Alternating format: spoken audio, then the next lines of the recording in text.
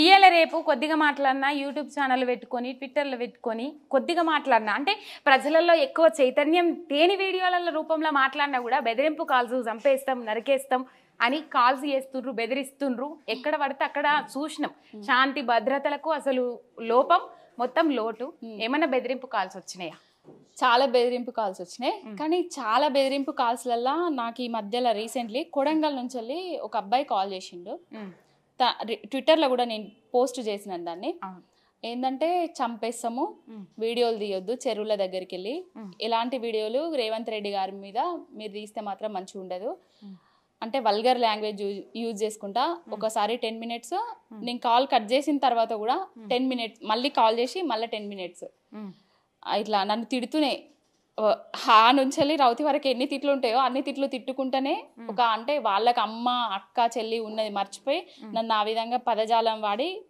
తిట్టిండ్రు తిట్టేటప్పుడు చాలా బాధ అనిపించింది ఇంకొకటి చంపేస్తా అని చెప్పిర్రు బట్టలు లేకుండా తెలంగాణ అంతా తిప్పిస్తాము నువ్వు ఇంకొకసారి వీడియోలు తీస్తే అని అన్నారు ఆ పక్కన మా ఆయన కూడా ఉండే స్పీకర్ ఆన్ చేసి ఉండే ఆయనకు కూడా చాలా బాధ అనిపించింది నాకు కూడా చాలా బాధ అనిపించింది కానీ ఈ విషయం తెలిసినాక రామన్న వీళ్ళందరూ మేమున్నాము నీకు అండగా అని చెప్పిండ్రు అది చాలు నాకు రికార్డింగ్ అట్లా ఏం పెట్టలేకపోయినా నేను నా ఫోన్లో రికార్డ్ కాదు రికార్డ్ పెట్టలేదు తర్వాత వాళ్ళ ఆ ఫోన్ నుంచెల్లే నెక్స్ట్ డే నాకు కాల్ వచ్చింది నేను ట్విట్ పెట్టిన తర్వాత మళ్ళీ బెదిరించినాక కూడా అక్క ట్విట్ పెట్టడం వల్ల వాని జీవితం కొలాప్స్ అవుతుంది ఒక ప్రైవేట్ కంపెనీలో జాబ్ చేస్తాడు అది ఇది అనేసి సారీ అది ఇది అని చెప్పిండ్రు అంటే మా నాయకులందరూ స్పందించిండ్రు వినోద్ కుమార్ గారు కానీ పాడి కౌశిక్ రెడ్డి గారు కానీ ఏం జరిగింది ఏమైంది అనేసి నన్ను అడిగిండ్రు ఇట్లా జరిగింది అని కూడా చెప్పిన అంటే పోలీస్ డిపార్ట్మెంట్లో కేసు కూడా బుక్ చేద్దామని అనుకున్నాము ఇక కొంచెం ఏంటంటే ఆడోళ్ళకి కొంచెం అది ఉంటుంది కదా ఫోన్ చేసి బ్రతిమలాడంగానే ఇక క్విట్ అయిపోయిందని మాట్లాడేటప్పుడు ఇష్టం ఉన్నట్టు మాట్లాడిండ్రు ఇష్టారీతన మాట్లాడిండ్రు మళ్ళీ తెల్లారు చేసి కాలబారానికి వచ్చారు అంటే ఏం కాదు అనుకున్నాడా పావనితోని పావని ఏం చేయదు అనుకున్నాడు ఏం కాదనుకున్నాడు పావని వెనకాల ఎవరు లేరు అనుకున్నాడు కానీ పావని వెనకాల రామన్ ఉన్నాడు బాపు ఉన్నాడు వినోద్ అన్నాడు పార్టీ అంతున్నది ఏదన్నా పెద్ద ఆఫర్ ఇచ్చి మీరు రండి మా పార్టీలోకి రండి అని ఏదన్నా ఇప్పుడు కాదు ఇప్పుడు ఇట్లా స్టేబుల్గా ఉన్నారు కేసీఆర్ అంటే పిచ్చి తెలంగాణ అంటే పిచ్చి బీఆర్ఎస్ అంటే పిచ్చి కొన్నేళ్ళు పోయినాక అంటే సంతృప్తిలో ఉన్నారో అసంతృప్తితో ఉన్నారో నాకు తెలియదు అంటే వాళ్ళ ఇప్పుడు ఇంత ఆపదలో కూడా అండగా నిలబడ్డారంటే అది ఉన్నట్టే మీ వెన్నట్ట ఉన్నట్టే ఒకానొక సందర్భంలో వీళ్ళు నాకు వెన్నంట లేరు తోడుగా నిలుస్తలేరు అన్న ఆలోచన వచ్చినప్పుడు ఏదైనా బయట నుంచి ఆఫర్ వస్తే ఏం చేస్తాం నేను వీడియో చేసేటప్పుడు ఎవరో వెన్నంటి ఉంటారు అని వీడియోలు మొదలు పెట్టలేదు ఎవరో నాకు ప్రోత్సాహం ఇస్తారు డబ్బులు ఇస్తారు అని నేను వీడియోలు మొదలు పెట్టలేదు ఏది ఆశించి నేను వీడియోలు మొదలు పెట్టలేదు ఇంకొకటి నాకు ఎంత పెద్ద ఆఫర్ ఇచ్చినా ఏం చేసినా కూడా నాకు ప్రాణానికంటే ఎక్కువ అయితే కాదు కదా ప్రాణంకి తెగించి నేను పోరాడుతున్నా ఇట్లా బెదిరింపు కాల్స్ వచ్చినా ఏదొచ్చినా నేను తగ్గట్లేదంటే డబ్బులకు కూడా తగ్గది పావని డాడీ ఏంటంటే ఒక సింగపూర్ ఐశ్వర్యరావు అనేసి తన దగ్గర 18 ఏళ్ళ నుంచి 42 సంవత్సరాల వరకు చేసిండు అనుచరుడు లాగా నమ్మిన బంటు నా పెద్ద కొడుకు వీడు అని చెప్పేటోడు అనమాట సింగపూర్ రాజశేఖరరావు అంటే పివి నరసింహారావుకి రైట్ హ్యాండ్ ఈయన మా నాన్న పేరు చెప్పుకొని కోట్లు సంపాదించుకున్నారు చాలా మంది మా నాన్న ఒక్క రూపాయి కూడా సంపాదించలే ఏంటి నాన్న అసలు ఏంది ఒక్కొక్కరు కోట్లు సంపాదించుకుంటున్నారు నువ్వు ఇట్లనే ఉంటున్నావు అంటే చచ్చేటప్పుడు వచ్చేటి కోట్లు కాదు మంచి మానవత్వం అని చెప్పిండ్రు కానీ నాకు మా డాడీ చనిపోయిన తర్వాత తెలిసింది ఆయన మాటల విలువ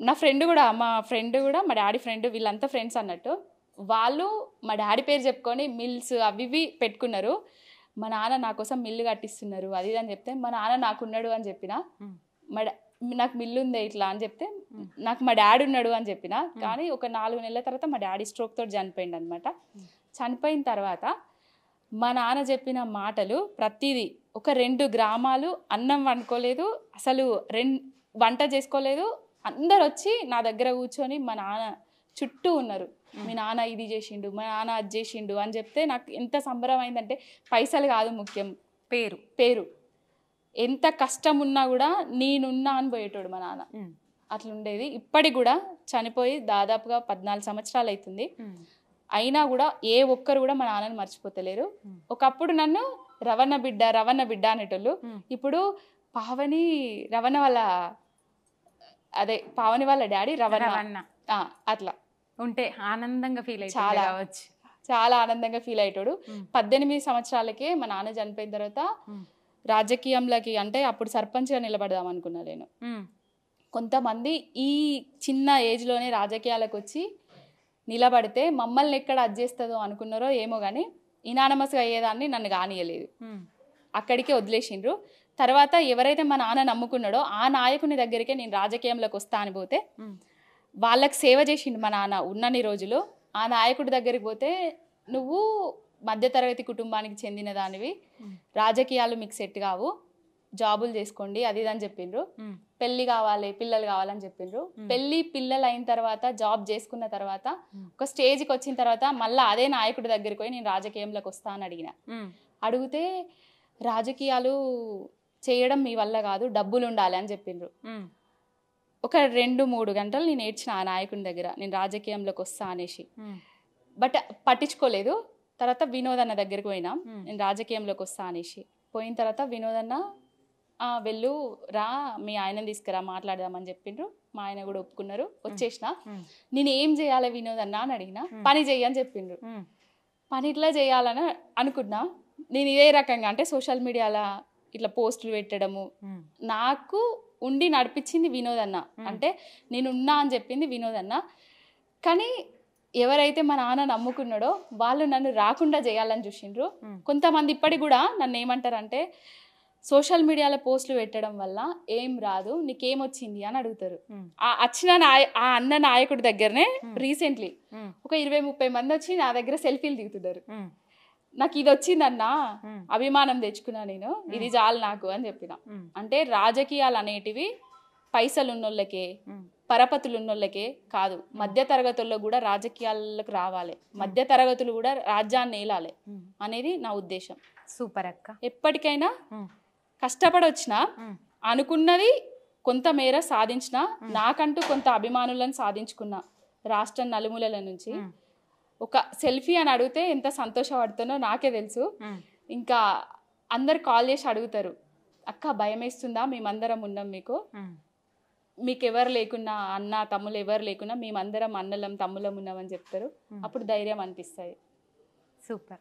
ఒక ఏం తోటి వచ్చినబ్బా మధ్య తరగతి కుటుంబానికి చెందిన దాన్ని రాజకీయమే మా నాన్న రాజకీయం అనే చచ్చే వరకు కూడా మమ్మల్ని పట్టించుకోకుండా రాజకీయంలోనే మొత్తం జనాలకు సేవ చేసుకుంటూనే ఎవరికి సమస్య వస్తే ఆ సమస్యను సాల్వ్ చేసుకుంటూనే ఉన్నాడు. కానీ రాజకీయంగా ఆయన ఏ పదవి అనుభవించలేదు. ఆయన అనుభవించని నేను అనుభవించాలి అంటే నేను అనుభవించుతూ జనాలకు చెయ్యాలి అంతే. ఒకటి పెట్టుకున్నా, చూద్దాం